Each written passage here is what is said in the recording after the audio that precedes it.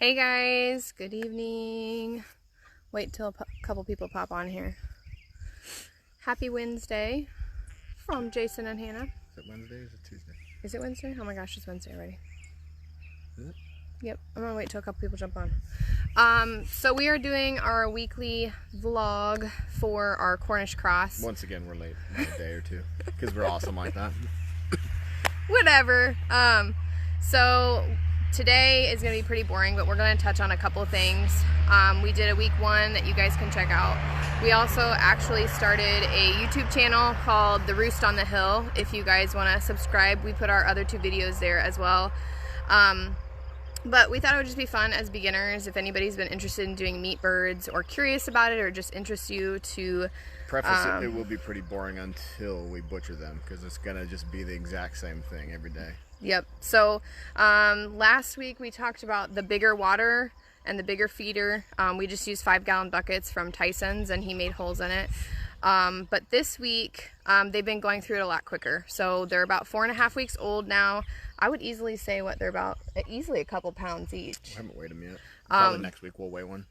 And they are thriving and they're happy and they have been a little naughty. They've been trying to kind of jump out and flying around a little bit. So we'll show you the difference. We've got pretty even split for the most part between males and females. We got what is called a straight run. So it's a mix of males and females. And then I think if we do it again, we'd probably do straight roosters just because at carcass weight, when you go to butcher them, they're going to be a little bit bigger. We're going to try to aim for that 6.5 to 8 pounds as a target weight. That could mean that they'll be done at 7 weeks. It could mean that we need to go on to 8 weeks. She said we'd get roosters again. This was just kind of a fluke deal. We've always wanted to try them, but we never wanted to make a big enough order because if you order them from a hatchery, I think minimum order might be 50. Yeah. And that's a lot for a first time if you don't know. So we were just waiting for Tyson's, our local farm and tractor supply store, and they just so happened to have them. We caught them like literally 30 minutes after they unloaded them, and there was 15, and we're like, screw it, we'll take them all. Yep. So quarantine was lifted, and I'm like, hey, when you go get more chicken feed for the layers, you should see if they have like meat birds. So anyway, I think that we have showed the tractor before, but I'm gonna back you up. We were smart this time and brought a tripod so that you're not shaking the entire time, but I'll show you the tractor kind of full view. I think last time it was difficult and you mainly just got a shot of Jason's butt. Yes. So this is the tractor. And so what we've done is a couple weeks ago when they had most of their feathers in, Jason constructed, you can see it's just a rectangular tractor. How long is it, babe? 8 foot by 5 foot by 2 foot tall. 8 foot by 5 foot. And then it's 2 feet tall. So they get to free range during the day. They can go in the sun if they want to be in the sun. They can be in the shade. We also have a little bit of a wind block with our pine trees here. And then we've been able to actually drag it along our property line here. There's some of our garden. We'll show you that another time. But basically every day we'll drag it 8 feet for a new section of grass for them to kind of free range in. So right now what we'll show you is... Mind you, a lot of people say they're inhumanely treated because they can't move, they can't walk, they just sit and whatever. And I can tell you, if you don't take their food away, just from buddies who've had either a mishap, they got the wrong birds, they're mislabeled, or there was a couple in it. If you don't take their food away, by the time they hit 4 or 5 weeks, they have no off switch. So they're just like a 100% couch potato. They will literally eat themselves where they cannot move. And I've heard horror stories, I've never seen it, but I have friends who say they'll break their feet because they just can't support it, or they'll waddle 5 feet, sit down because they can't move and they just want to eat. So if you keep that 12 on 12 off, you're going to have more active birds like this, as you can see. They're just... But they're getting big. So that's a male, and the reason we know it's a male is because his comb and his wattle underneath here is very prominent, whereas the female's is very short, a little bit paler, and he's visibly much bigger than some of the others. And it's kind of hard to tell unless we get them side by side, but the males will have a little bit bigger feet. Yes, they're like, yeah, much thicker in their feet. But you can see their feathers are still gnarly, gross looking. Yep. But yes. And then pick up a female there. Can I get some thumbs up? Can you guys hear us okay? So yeah, so what we have been doing, there's a female. See how her comb is much smaller, just a little bit paler, and she's much smaller in size too. Her feet are a little bit smaller. But that's why we would straight run. It's usually cheaper because they don't have to sex them. But if we were going to order a batch of 50, we would just get all male, so all roosters. So their chest and their butt around their feather or their wings is still a little spotty, but this is just, you know. But yeah, you can see them. They're walking around and thriving, and they get perky, and it's funny because some of the males are starting to kind of. They don't. One of the questions that was, I'll turn it back around here. One of the questions that was asked, which I thought was a really great question, and we are still beginners. We have watched and followed and learned from YouTube, and we have friends that live in northeastern Iowa, and other friends locally that have done meat birds before. But a good question that was asked is, oh my God, I just had a brain fart. Oh my God. It's Wednesday. It is Wednesday. Squirrel brain. Oh my gosh, I'll come back to it. Anyway, it's terrible. I'll think of it. Anyways, you just saw me take the food away. 2 of them squawked at me. Oh, that's what I was gonna say. Caught food. Sorry, the 12 on, 12 off, and that's what he was referring to earlier. If you guys couldn't hear him, is they were asking, why do you have to take it away? Is there specialty food? We did 1 bag of medicated feed, just because they can carry diseases when you first get them, and it's just wise to keep them separated from the other flock.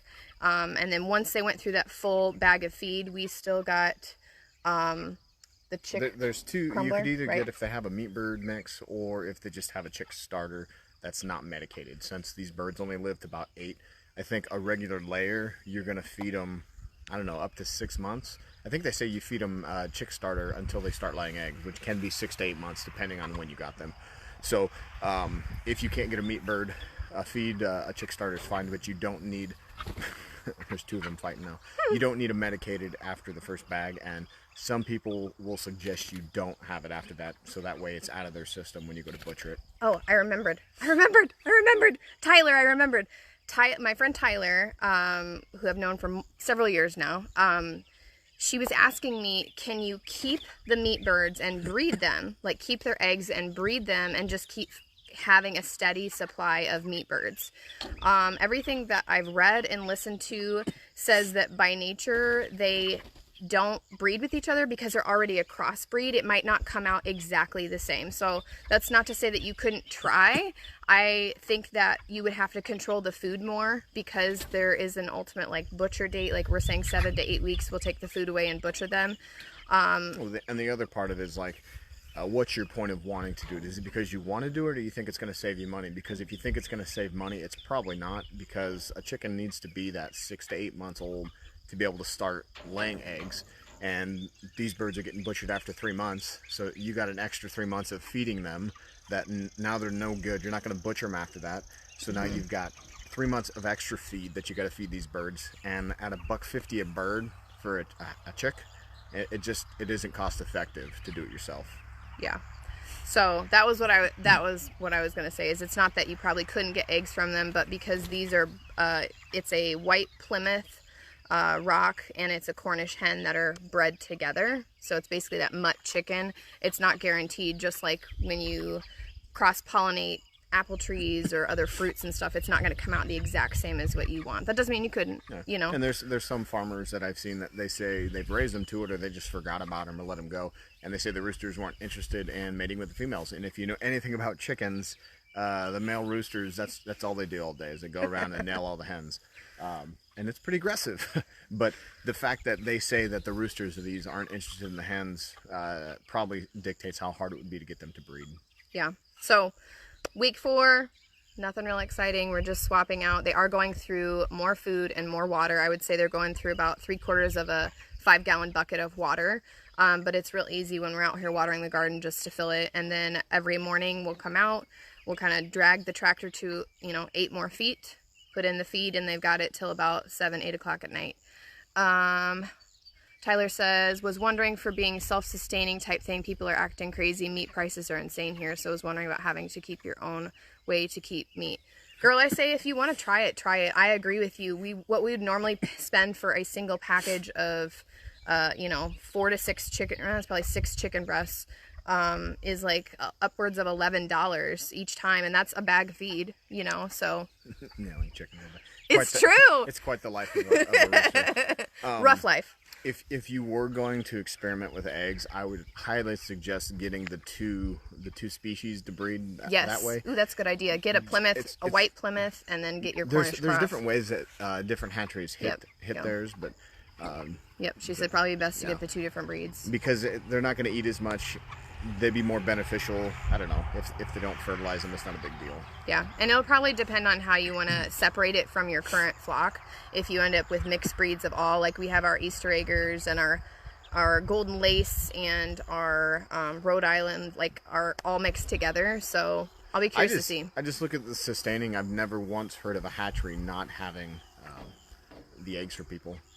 Yeah. They just either waited an extra 2 weeks to get them. So I guess I'm not really too worried about needing that until I start seeing those supply down. But who knows? Maybe that'll happen in a year if also it goes crazy now. Don't sell yourself short. We got 15 to start on a whim, and I think that's all they had. Yeah, it was only like $1.29 or $1.40 per bird or something like that.